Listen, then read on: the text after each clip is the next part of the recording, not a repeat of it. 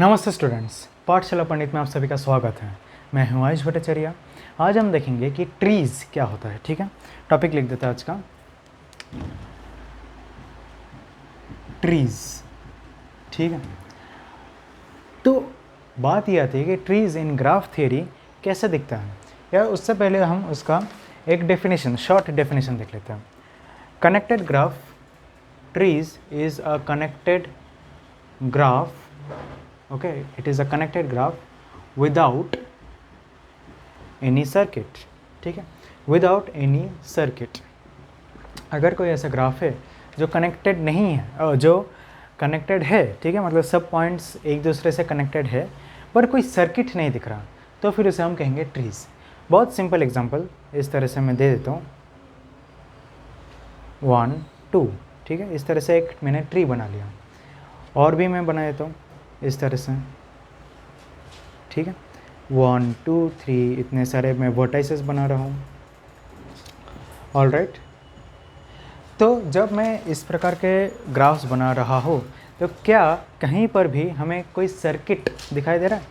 कोई सर्किट नहीं दिखाई दे रहा, क्योंकि कोई ऐसे कंप्लीट साइकिल भी हम नहीं बना पाएंगे। ठीक है, तो जब हमें कोई सर्किट का मतलब क्या है कि क्लोज्ड ट्रेल हो, मतलब चलते चलते चलते उसी रास्ते हम आ जाए, पर कोई वर्टाइस या कोई एज भी हम रिपीट नहीं कर सकते। ठीक है, कोई एज हम रिपीट, या वर्टेक्स था शायद, क्लोज्ड ट्रेल है ना, तो कोई वर्टेक्स एज तो रिपीट नहीं कर सकते हैं, पर यहाँ पे एज भी रिपीट हो जाएगा, वर्टेक्स भी रिपीट हो जाएगा। अगर हम सर्किट बनाने की कोशिश करें तो नहीं बन पाएगा, इसलिए ये एक ट्री है। ठीक है, ये एक ट्री है। अब देखते हैं कुछ और एग्जांपल्स, कुछ और प्रॉपर्टीज़। और एक प्रॉपर्टीज़ ये है, there is only one and only one path, one and only one path, only one path, there is only one and only one path between every pair of vertices, between every pair of vertices in a tree। ठीक है, in a tree। अब देखो, एक ही path है ना, यदि अगर हमें यहाँ से यहाँ तक जाना है तो एक ही रास्ता है, कोई घूम कर कोई दूसरा रास्ता नहीं मिलेगा, एक ही रास्ता मिलेगा। यहाँ से मुझे यहाँ तक जाना है तो ऐसे चल के ऐसे ही जाना पड़ेगा, और कोई रास्ता मेरे पास नहीं है। तो इसलिए there is only one and only one path between any two paths, between any two vertices in a tree. Okay, और कुछ पॉइंट्स जैसे कि n वर्टाइसेस अगर है तो n-1 एजेस रहेंगे, ये तो बहुत सिंपल बात थी। ठीक है, n वर्टाइसेस तो n-1 edges, and also minimally connected. ठीक है, मिनिमली कनेक्टेड, इसका मतलब क्या हुआ? इसका मतलब ये हुआ कि अगर हमने इसमें से कोई भी एक रास्ता हमने डिस्ट्रॉय कर दिया, जैसे हम पिछले वीडियो में कर रहे थे, ये डिस्कनेक्ट हो जाएगा, ये पूरा डिस्कनेक्ट हो जाएगा। ठीक है, तो इसलिए ये मिनिमली कनेक्टेड हम बोलते हैं। ओके, तो n vertices, n-1 edges, minimally connected, सब ठीक है। अब बात ये आती है कि अगर मतलब यहाँ तक अगर हम पहुँच गए हैं तो और एक प्रकार का ग्राफ या सब ग्राफ बोल सकते हैं। सब ग्राफ क्या होता है वो देख लेते हैं। सब ग्राफ, ठीक है, सब ग्राफ का मतलब है, सोचो मैंने एक ऐसा ग्राफ बनाया। ओके, ये हमने एक ऐसा ग्राफ बनाया। ठीक है, तो इसका सब ग्राफ ये होता है। ठीक है, मतलब इसका एक सबसेट, जैसे हम सेट का सबसेट करते हैं, सब ग्राफ का ये एक ग्राफ का ये सब ग्राफ होता है। सेट का सबसेट, ग्राफ का सब ग्राफ, इस तरह से ये होता है।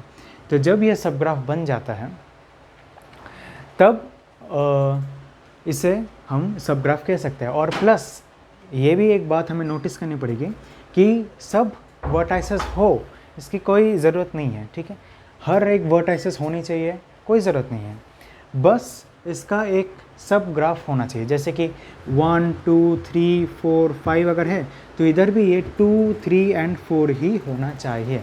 ठीक है, ये 2 3 एंड 4 ही होना चाहिए, तभी जाकर हम कह सकते हैं कि हाँ, ये एक सब ग्राफ है। ऑल राइट, तो हमने ट्री देख लिया और सबग्राफ देख लिया। अब बात ये आती है कि एक स्पैनिंग सबग्राफ क्या होता है। ठीक है, एक स्पैनिंग सबग्राफ देख लेते हैं।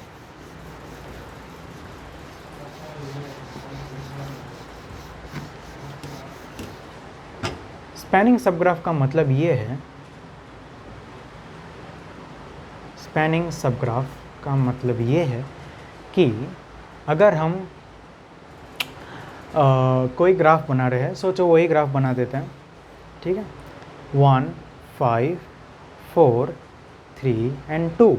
ठीक है, ये हमने बना लिया। तो इसका स्पैनिंग सबग्राफ कुछ इस तरह से बनेगा। सबग्राफ तो रहेगा ही। ठीक है, सबग्राफ सोचो ये हमने बना लिया 2 3 4।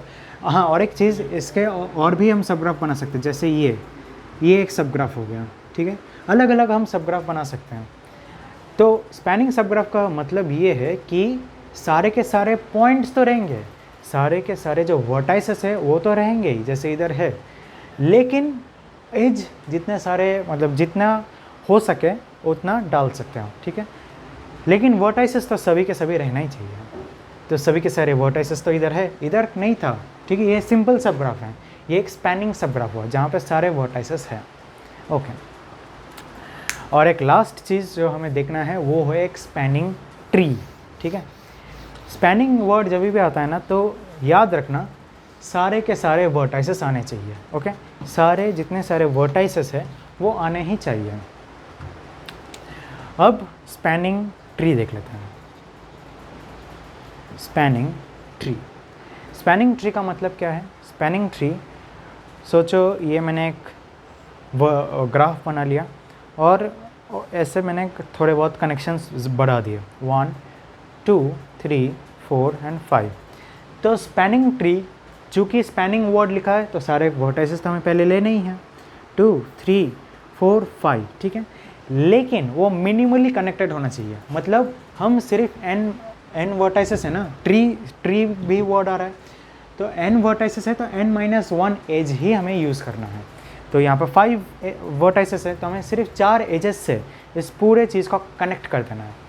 तो चलो कनेक्ट कर देते हैं, ऐसे ऐसे ऐसे ऐसे, कनेक्ट हो गया 1 2 3 4 एंड 5। तो इस तरह से ये एक स्पैनिंग ट्री बन चुका है। सिर्फ इतना ही नहीं, अगर चाहो तो इस तरह से भी हम बना सकते हैं। ये भी एक स्पैनिंग ट्री हो गया, या फिर इसे मैं इधर सीरियस कर देता हूँ। ये इस तरह से भी हम इसे एक स्पैनिंग ट्री बोल सकते हैं।